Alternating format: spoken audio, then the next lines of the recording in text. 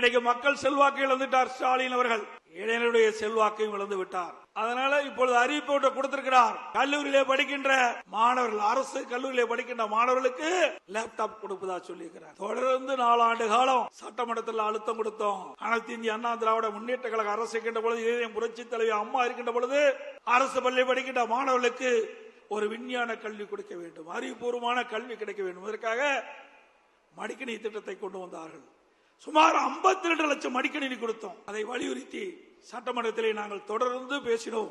சட்டமன்ற உறுப்பினர்களும் பேசினார்கள். தொடர்ந்து பத்திரிகையின் வாயிலாக, ஊடகங்களின் வாயிலாக நம்முடைய கருத்தை தெரிவித்தோம். அப்பொழுதெல்லாம் ஸ்டாலின் இந்த திட்டத்தை கொண்டு வருவதற்கு உடன்படல.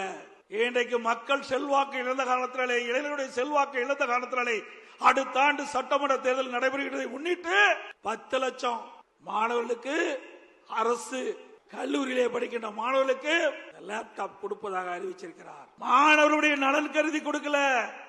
அடுத்த ஆண்டு நடைபெறுகின்ற சட்டமன்ற பொதுத் தேர்தலில் அந்த இளைஞர்களுடைய வாக்கு கிடைக்க என்பதற்காக இந்த 10 லட்சம் லேப்டாப் கொடுக்குறீங்க. இந்த கல்லூரி திறப்பதற்கு முன்பே கொடுத்திருந்தா அவளுக்கு பயனுள்ளதா இருந்திருக்கும். ஆனா கல்லூரி திறந்து 5 மாதம் கழித்து இப்ப கொடுக்குறீங்க. அந்த கல்லூரியில் மாணவர் சேர்ந்த உடனே அவருடைய சொந்த பணத்துல லேப்டாப் வாங்கி இன்றைக்கு அதன் மூலமாக அறிவுத்திறனை வளர்த்துக்கிட்டு இருக்காங்க. இந்த லேப்டாப் கொடுப்பதனால என்ன பயன்? எண்ணி பாருங்க.